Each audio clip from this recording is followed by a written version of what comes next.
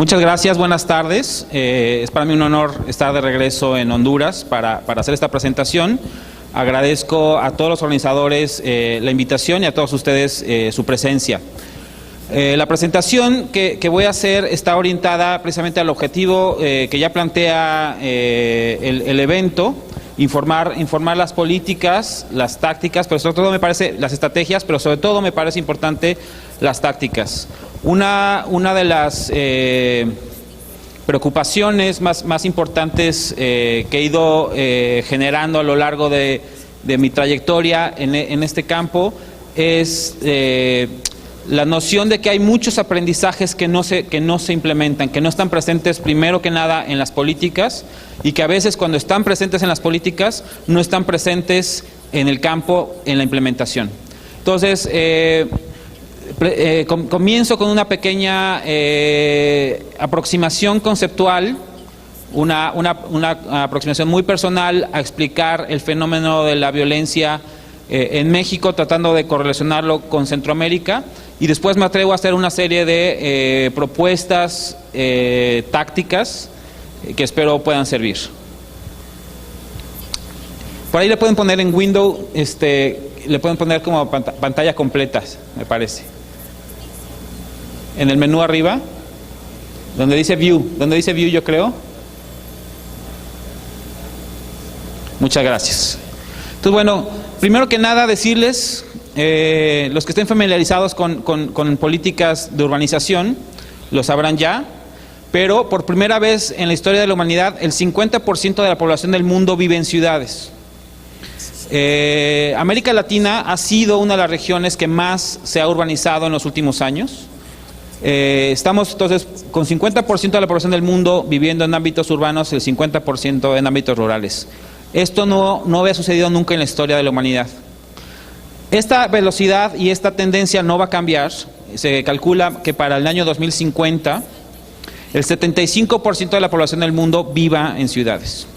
Entonces, generalmente, si vamos a la siguiente, por favor, siempre la idea de urbanización está asociada a la idea de desarrollo económico. Las ciudades implican casi siempre una idea de mayor acceso a la seguridad, de mayor acceso a la justicia, a la educación, a los servicios, mayor libertades para las mujeres, pero no siempre se cumple esta promesa, digamos, de inmediato. Siempre hay un costo asociado, sobre todo no al hecho de que se urbanice, sino a la forma en la que se urbanizan las ciudades y los países.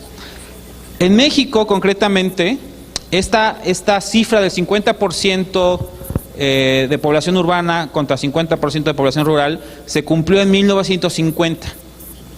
Según depende de los datos que uno revise, desde 1950 México es un país más urbano que rural. Para el año 2010, prácticamente el 80% de la población de México vive en ciudades. El dato obviamente llama la atención, pero lo que a mí más me llama la atención, o lo que más me gusta destacar cuando muestro esta gráfica, es que en 1950 había 25 millones de mexicanos. 12.5 millones de mexicanos vivían en ciudades y 12.5 vivían en ámbitos rurales. Hoy somos 110 millones. Entonces, quiere decir que entre 1950 y 2010, más o menos, 70 y tantos millones de mexicanos llegamos, nacimos, migramos, ¿no? Pero nos establecimos en las ciudades. Es un proceso aceleradísimo de urbanización que cuando lo empezamos a pensar en las capacidades, en las herramientas, en los equipamientos que tienen los gobiernos locales para, digamos, responder a las necesidades y a las demandas que se generan por este crecimiento urbano, podemos empezarnos a explicar un poco este proceso que todos conocemos también aquí en Honduras, de urbanización y la forma en la que esta urbanización se empieza a generar. Siguiente. Otro punto muy importante a considerar en este momento en la historia de América Latina, este es México también, pero hay una referencia muy directa, una correlación muy directa con América Latina, es que nunca en la historia habíamos tenido tampoco una cantidad tan grande de jóvenes. no los jóvenes latinoamericanos, sino los jóvenes en el mundo, los jóvenes de la especie humana, mucho más fácilmente nos asociamos a violencia, a comportamientos de riesgo, que cuando somos más jóvenes o cuando somos más grandes. Entonces, estamos empezando aquí a ver la combinación de dos fenómenos, por lo menos en este caso, que tienen que ver con la expansión de las ciudades y con una gran cantidad de jóvenes que viven en condiciones urbanas no aptas. Estas condiciones urbanas no aptas, para que no quede duda, son las que vemos en los cerros alrededor de Tegucigalpa. Son estos espacios en los que no hay suficientes escuelas, donde no hay suficientes centros de atención para niños, donde no hay suficientes espacios públicos, donde no hay profesores calificados, ¿no? Y entonces, estos son los espacios en los que los niños y los jóvenes de Latinoamérica han crecido. Siguiente, por favor. Este es el caso de Ciudad Juárez. Para mostrar un poquito nada más el ejemplo la manifestación de estos fenómenos en un caso concreto. La mancha que ustedes ven más oscura es Ciudad Juárez en 1980. La mancha que ustedes ven completa es Ciudad Juárez en 2010. ¿Sí? Entonces, Juárez entre 1980 y 2010, por ejemplo, creció al doble de su población, duplicó su población, lo cual ya por sí es importante. Pero el dato dramático es que no solamente creció su población, sino su extensión territorial creció 6 veces. Regresando a la lógica de un gobierno municipal, de un gobierno local, crecer 6 veces el tamaño de la ciudad, con solamente el duplicando la población, se vuelve insostenible. Hay que construir más escuelas, hay que construir más centros de salud, más centros de atención a los niños, más capacidad para recolección de basura. Si hay alguien aquí de fuerzas policiales y saben que el territorio es, digamos, el espacio, es el medio sobre el cual se toman las decisiones de seguridad, también hay que crecer fuertemente el aparato de seguridad. En Juárez, este es un dato que no pongo ahí porque no lo tengo confirmado, pero aparentemente creció 10% solamente. Cuando creció 600% el tamaño de la ciudad, solamente creció 10% el número de policías en este mismo periodo de tiempo. Siguiente, por favor. Decíamos, las ciudades efectivamente cumplen eventualmente la promesa de desarrollo. Esta es una gráfica que muestra en América Latina el porcentaje de la población de un país que vive en ciudades de más de 20,000 habitantes con respecto al índice de desarrollo humano de ese país. ¿Sí? No es el PIB, es el índice de desarrollo humano. Entre más gente vive en ciudades grandes, es lo que nos dice esta gráfica, más alto es el índice de desarrollo humano. El índice de desarrollo humano, como ustedes saben, mide una serie de variables que no solamente son económicas, sino también son sociales, que tienen que ver con acceso a justicia. Las letras son muy pequeñas, pero les comento. Tenemos Haití, ¿sí?, con el menor porcentaje de población que vive en ciudades de más de 20,000 habitantes dentro de ese país, y también el menor índice de desarrollo humano en la región. Después tenemos a Guatemala, después tenemos a Honduras, después a El Salvador, ¿sí? Aquí ya tenemos a 4 países que están sufriendo en este momento problemas muy específicos de inseguridad, de crecimiento urbano y de un bajo índice de desarrollo humano.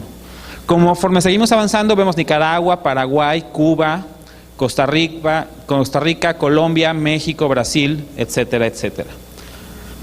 Son solamente datos para ir reflexionando un poquito sobre este fenómeno y lo que está significando en nuestros países.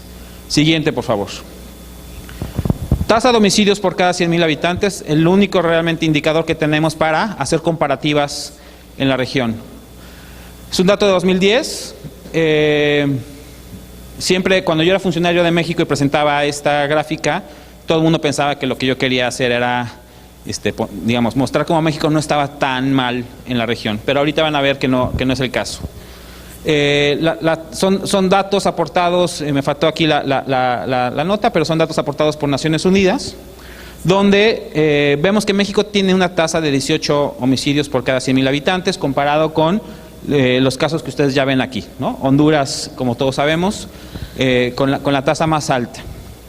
Entonces, generalmente esta gráfica hacía sentir a la gente que yo estaba poniéndome en una posición ahí para defender a México, pero realmente lo que quiero decirles es que cuando vimos estos números, en México decíamos, bueno, diseñamos una política de seguridad para atender una problemática de 18, 20 homicidios por cada 100,000 habitantes. Ese es el problema al cual nos estamos enfrentando.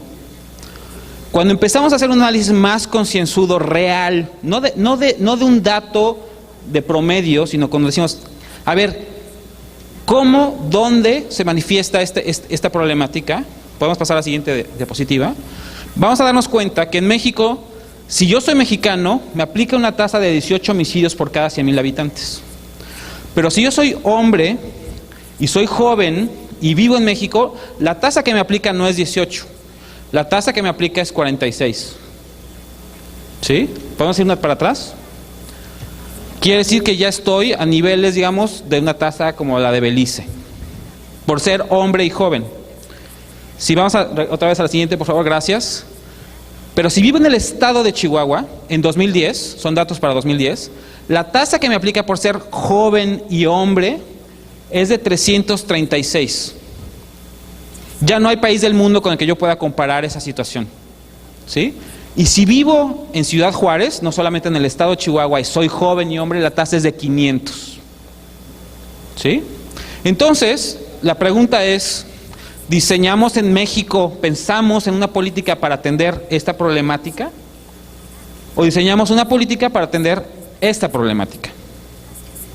Porque no importa lo que hagamos, no importa cuántos programas sociales tengamos, no importa cuántos profesores tengamos calificados, no importa cuántas escuelas nuevas construyamos, cuando esa escuela se construye en una ciudad, no estoy poniendo aquí los peores barrios de Juárez, ¿eh? Cuando uno va a Ciudad Juárez, uno puede ir al súper, puede llevar al niño a la escuela, puede salir a trabajar. Es decir, hay barrios en Juárez donde esta tasa, no he podido medirla, pero se exponencia mucho más. Entonces, esas escuelas, esos espacios públicos, esos profesores, esas inversiones sociales a esta temperatura no sirven casi de nada, ¿sí? No estoy diciendo que no se tienen que hacer, solamente que tienen que complementarse con medidas extremas. Las condiciones son extremas.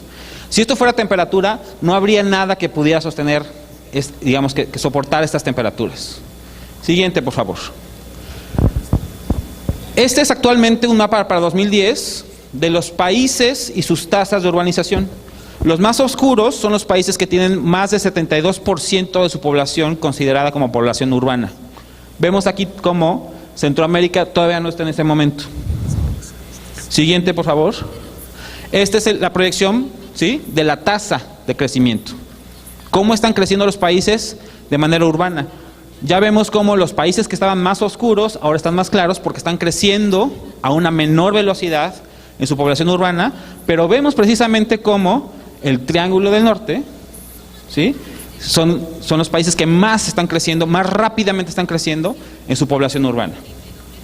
Esto habla del reto que se está enfrentando en estos lugares y habla mucho también de las condiciones en las que ¿quiénes migran?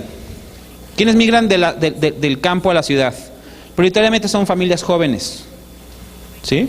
Y estas familias jóvenes muy difícilmente van a llegar y van a convertirse en miembros de una banda, pero sus hijos, ¿sí?, cuando lleguen a esta ciudad y cuando vean que él tiene que salir a trabajar, que ella va a salir a trabajar, ¿quién va a cuidar de este niño? Aquí es donde sí hace sentido, en esta lógica, pensar en todos los sistemas de protección social, ¿sí? Pero hay que ir desmenuzando el problema, hay que ir entendiéndolo en su justa dimensión y en sus distintos niveles, digamos, de concentración y de riesgo. Siguiente, por favor. Entonces, me propongo aquí hacer 5 recomendaciones o 5 ámbitos en los que me gustaría a mí proponer a Honduras y a la región tener como más discusión. El primero es esta noción del cambio de paradigma. Parece que estamos en una discusión entre ser de mano dura o ser preventivos. La realidad es que entre ser de mano dura y ser preventivos hay muchos tonos de grises. No tenemos que escoger como política ser duros o ser suaves, ¿sí? Esta noción también de suave me parece muy importante mencionarla, porque no se trata de ser suave, sino se trata de ser inteligente. Se trata de usar los datos, se trata de ser, no necesariamente, el Estado no tiene que responder con violencia contra la inseguridad, sino debe responder con inteligencia, con información y con efectividad. Estos solamente son algunos ejemplos de puntos intermedios entre ser mano dura y ser preventivo, ¿sí? Preventivo en el sentido que ya explicábamos hace rato de centros de salud, de generar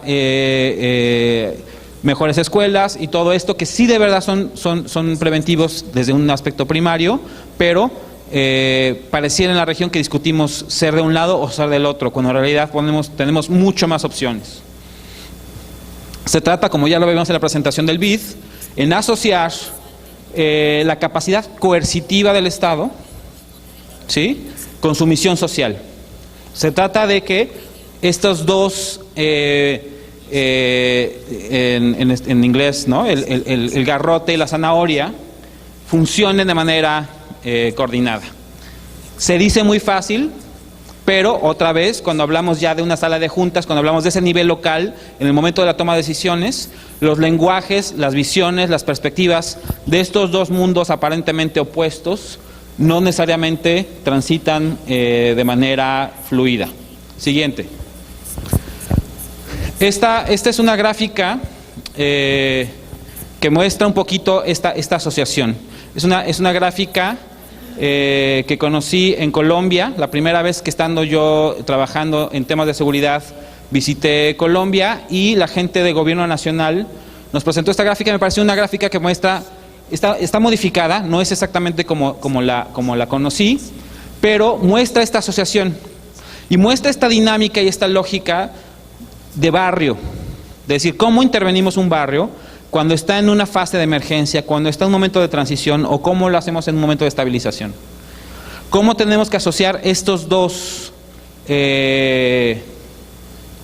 áreas de gobierno en función de ir, digamos, obteniendo una serie de resultados claramente definidos en cada uno de los momentos? Si pasamos a la siguiente, por favor. Aquí es donde precisamente quiero entrar en materia. Esta gráfica la puenteo a esta imagen, donde hablo de estrategia, pero particularmente de teoría de cambio. Teoría de cambio es un concepto que muy pocas veces ha sido explicado en nuestra región para lograr resultados en materia de seguridad, ¿sí? No estoy diciendo que una teoría de cambio puesta en un PowerPoint realmente sea la forma en la que vamos a resolver los problemas, pero no ha habido un planteamiento lógico, no ha habido un planteamiento creíble de cómo mejorar, cuál es esa ruta para lograr mejores condiciones de seguridad. ¿Cuánto de seguridad, cuánto de justicia, cuánto de prevención, cuánto de esto, cuánto de aquello, cuánto de gobierno nacional, cómo participando vamos a lograr esos resultados? Las discusiones que tenemos todavía en la región son un poco como balazos al aire, ¿sí? Creo que es momento de empezar a sentarnos a construir rutas, teorías de cambio, donde experimentemos y donde digamos, oye, a ver, nos planteamos esta teoría de cambio, creemos nosotros que si invertimos el 80% de nuestros recursos en cámaras, vamos a disminuir la seguridad y vamos a medirlo. Y si sale muy bien, pues qué bueno, hay una teoría de cambio que funciona. No, sabes que yo no comparto esta visión de las cámaras. Yo creo que lo que tengo que hacer es invertir en formar mejor policía. Y el 80% de mis recursos se los voy a poner a policía. Y a ver cómo funciona. No, nadie ha jugado este ejercicio, nadie lo ha hecho, nadie ha hecho este planteamiento, y me parece muy importante que lo hagamos. Teoría de cambio, la idea, estamos fascinados también en la región con programas aislados. Oye, ¿supiste que el alcalde de no sé dónde hizo un programa que trabaja con jóvenes en el espacio público y los ayudan, no sé qué, es una maravilla? Tráetelo, ¿sí? Y nos traemos el programita. y lo tratamos de implementar, pero es un programa que está aislado de una estrategia conectada con una teoría de cambio general. Los resultados, muy probablemente que se dieron en un lugar de ese programa, trasladados a otro lugar, no van a funcionar, porque cambia la gente, cambian los contextos, cambian los implementadores. Las estrategias sí las podemos más fácilmente trasladar, y las podemos adaptar justo en lo programático. Oye, lo que hicieron en El Salvador, en esta ciudad, con béisbol, lo podemos hacer aquí con fútbol. O lo que hicieron allá con instrumentos musicales, lo podemos hacer acá con pintura. No lo sé. Multisectorial. ¿Sí? Estrategias multisectoriales no son responsabilidad nada más de gobierno, dar resultados en ese sentido. Sector privado, fundamental que participe. ¿Sí? Me da gusto saber que en Honduras esto está ya en marcha. Entonces, no puedo, de verdad, creo, subrayar lo suficiente la importancia de que el sector privado, organizaciones de la sociedad civil, coparticipen en el proceso de definición de estas teorías de cambio. Esta noción también de teoría de cambio, pero más entendida como cíclica. ¿Sí? O sea, no podemos aspirar que tampoco esas teorías de cambio tienen un comportamiento lineal. Entonces, ¿qué vamos a ir logrando a lo largo del tiempo? Ese es un tema particularmente importante, me parece, para los políticos. A los políticos siempre les va a interesar poder dar resultados dentro de sus gestiones. Muchos de los esfuerzos que hay que hacer en la región, no solamente en materia de seguridad, son esfuerzos que eventualmente verían resultados décadas más adelante. Me parece muy importante que en esta teoría de cambio construyamos puntos intermedios en el proceso, en el camino de llegar a una sociedad justa y segura.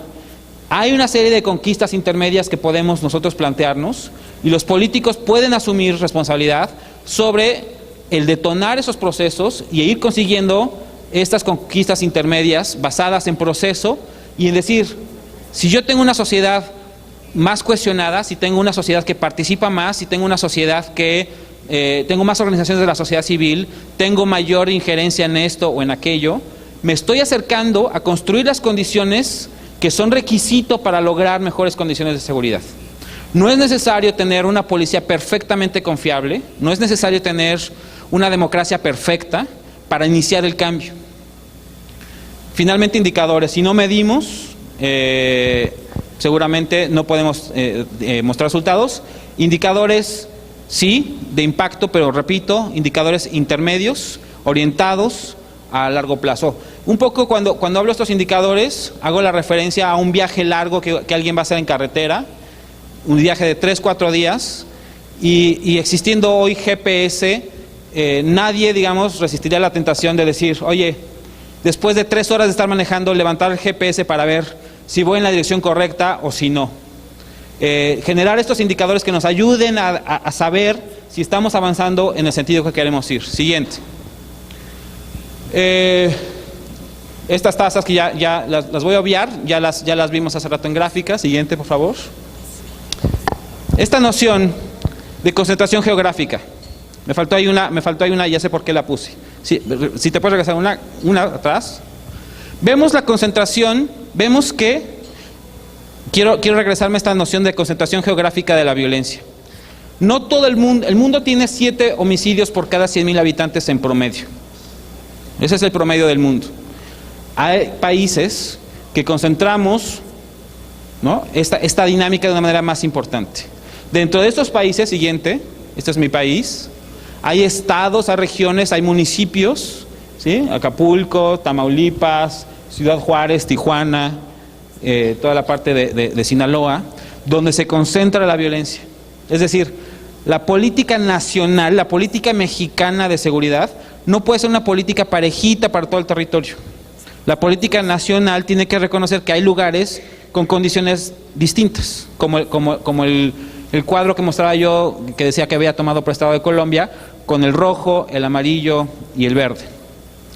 Dentro de esta región, este es Acapulco, ¿sí? Hay zonas específicas de Acapulco donde se concentran, no solamente vemos que se concentra, por ejemplo, actividad delictiva o violencia, También se concentran factores de riesgo, se concentra pobreza, se concentra falta de escuela, se concentra abandono escolar, se concentran embarazos tempranos, se concentran una serie de indicadores también en el territorio, que nos empieza a decir un poco que en condiciones también de condiciones presupuestales ajustadas, podemos ser mucho más inteligentes en el uso de estos recursos, solamente analizando un poco más la información. Siguiente. Ya en terreno, ya a escala de barrio, la participación ciudadana. ¿Sí? Aquí es un ejercicio que comenzamos haciendo en Ciudad Juárez y que se convirtió en un ejercicio digamos prescrito para todas las autoridades municipales a la hora de generar y diseñar intervenciones.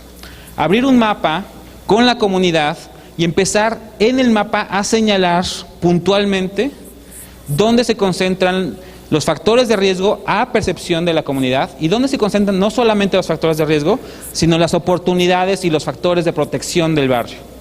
¿Dónde está esa iglesia que representa un espacio de seguridad? ¿Dónde está esa señora que ayuda a los jóvenes en el barrio?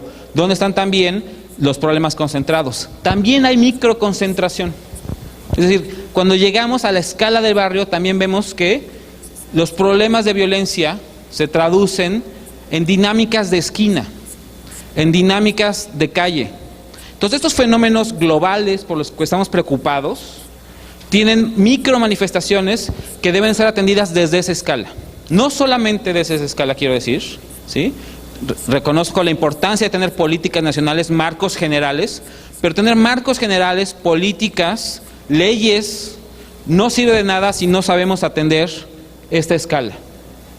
Entonces creo, si se trata de informar la política de candidatos, que hay que pensar en estos dos pisos simultáneamente. Por eso hablábamos de estrategias y de tácticas. Siguiente. Soluciones participativas, en este caso en Ciudad Juárez, a través de estos ejercicios de mapeo, donde empezamos a encontrar en voz de los ciudadanos, ¿sí?, y en voz de las autoridades locales, cuáles son esas soluciones potenciales. Siguiente, por favor. Siguiente. Esta idea también de los jóvenes. Decíamos, y mostraba una gráfica, nunca en México habíamos tenido una concentración demográfica de jóvenes como la que tenemos hoy. Lo platicamos también en la comida. ¿Qué porcentaje de jóvenes creen ustedes que termina involucrándose en delitos? Son muy pocos. En los que se dedican a estudiar estas cosas, hablan de una cifra que dice que el 5% de los varones de una generación comete el 70% de los delitos de esa generación. Estos son datos corroborados por un estudio en la Universidad de Boston, datos corroborados para la ciudad de Boston, perdón, donde el 5% de los integrantes de una pandilla cometen el 70% de los delitos que genera esa pandilla. Es increíblemente pequeño el número de gente que son los detonadores de violencia en los barrios. ¿Sí? Esto me parece que es un tema muy importante a seguir analizando, porque igualmente estamos generando o queriendo generar políticas para los jóvenes en general. Y hay que entender que hay jóvenes en distintos niveles de riesgo y hay distintas medidas que diseñar para estos distintos niveles de riesgo. Siguiente. Este es precisamente un mapa de redes sociales, no de redes sociales de Twitter y de Facebook, sino redes sociales reales, de barrio, de pandilleros en Boston. ¿Sí? Cada punto es un individuo y cada línea es un ejercicio, es un vínculo social. Estos mapas los fueron haciendo a través de registros de arresto. Se dieron cuenta que si a mí me arrestaban junto con alguien, cometiendo un delito juntos, había una relación. Se construyeron estos y se fueron encontrando quiénes eran dentro de estas redes los actores que realmente estaban generando las dinámicas delictivas. Entonces, a través de entender que no son todos los puntos grises, sino que son los puntos rojos realmente los que tienen mayor centralidad, los que generan la mayor cantidad de violencia, se han diseñado ejercicios donde se llaman a estos chicos, ¿sí?, y se les da, digamos, un tratamiento especial en el sentido de decirles, muy específico, me interesa que dejes, en el caso de Boston, de disparar, ¿sí? Esta dinámica es una dinámica de grupo. Si tú bajas la pistola y dejas de disparar, que es lo primero que nos interesa, en esta teoría de cambio hay que también saber priorizar. ¿Qué es lo que está poniendo de cabeza a Honduras? Número de homicidios. ¿Cuál es el dato que queremos realmente impactar a corto plazo? ¿Cuál es la urgencia de los políticos también? Los homicidios, ¿sí? Entonces en Boston dijeron, también nosotros tenemos ese problema, queremos reducir los homicidios. Entonces los llaman y dijeron, puedes hacer lo que tú quieras, solamente no dispares. Si tú disparas, vas a sentir la presencia de la policía en este barrio de una manera especial y voy a estar encima de tu grupo de gente todo el tiempo, ¿sí? Voy a estar, si cometes una falta administrativa, voy a estar ahí. Si vendes algo de droga, voy a estar ahí. Si te pasas un alto, voy a estar ahí. Si cometes una infracción menor, voy a estar ahí. No va a estar nada divertido. Si tú dejas de disparar, te vas a enfrentar a la seguridad como todos los días. Algunas veces ganas tú, algunas veces gano yo. Pero si tú disparas, esto se va a poner muy mal para ti. No hay operaciones especiales, no hay operaciones secretas, se les llama, se sientan, se les explica y se les ofrecen salidas. También te ofrezco que si tú bajas la pistola, yo te ofrezco becas educativas. Si tú bajas la pistola, te ayudo a encontrar viviendas. Si bajas la pistola, te ayudo a una serie de cosas. Entonces, este tipo de aproximaciones no represivas, ¿sí?, abriendo alternativas, pero atendiendo efectivamente a los más violentos, han logrado reducir, incluso en algunos barrios de Boston, el homicidio a 0. Siguiente. Finalmente, el liderazgo. De todo lo que he hablado, creo que puede haber más o puede haber menos. Lo único que no se puede soslayar, el único componente en las estrategias de seguridad, me parece que no se puede ausentar, es realmente un fuerte liderazgo. Yo tuve la oportunidad de formar parte de ser titular del Centro Nacional de Prevención del Delito y me parece que la distancia orgánica, la distancia estructural que haya entre la posición más alta de prevención del delito, de seguridad ciudadana y la presidencia, esa distancia tiene una fuerte relación con la capacidad de implementar estas políticas. Entonces, simplemente como una recomendación, me parece que igual que Colombia tiene un alto comisionado de seguridad ciudadana, nuestros países deberían tener a alguien muy cercano a la presidencia, con la capacidad de sentar a los distintos secretarios. Me tocó también jugar en seguridad ciudadana estando en un ministerio y sé perfectamente que los incentivos de los ministros a la hora de tomar decisiones en favor de otro ministro disminuyen mucho, digamos, la voluntad de estos actores para participar. Entonces me parece que es fundamental que la presidencia de la República, de la nación, tenga cerca de él el tema de poder convocar y hacer atribuibles y hacer ejecutables las acciones de prevención.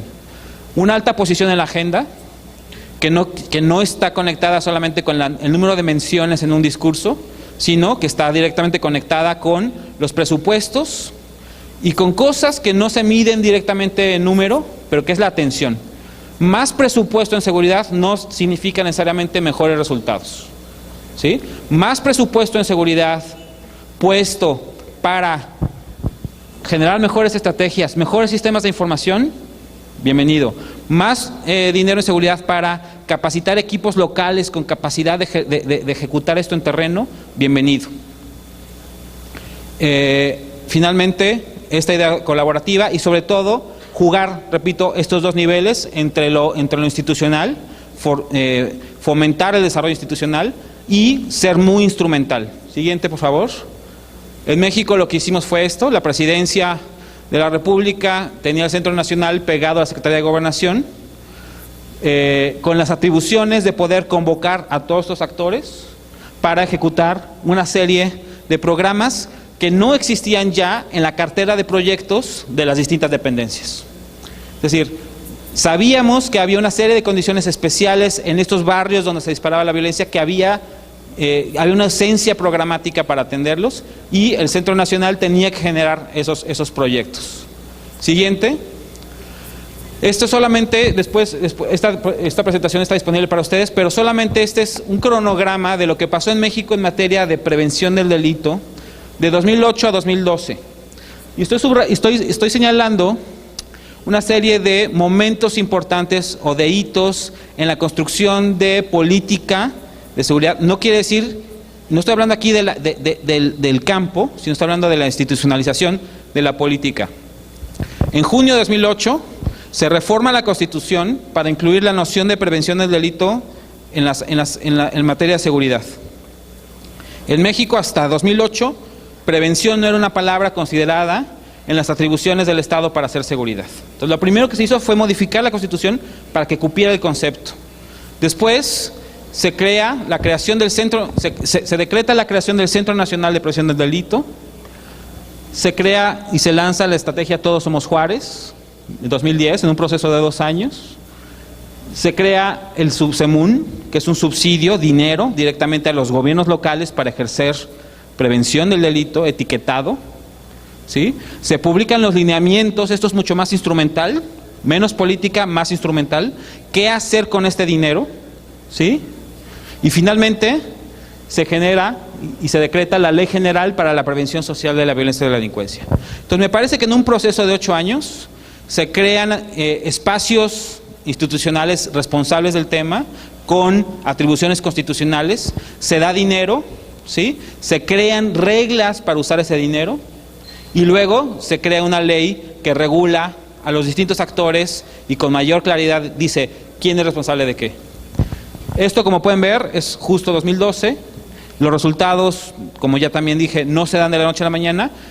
En México esperamos que esta construcción de institucionalidad venga ahora de la mano de mayores capacidades locales para dar resultados y para efectivamente, con una teoría de cambio que yo no veo todavía en mi país, se pueda eventualmente generar una experiencia que podamos compartir con todos ustedes de éxito, pero que en este momento con mucha humildad vengo a presentarles y a proponer.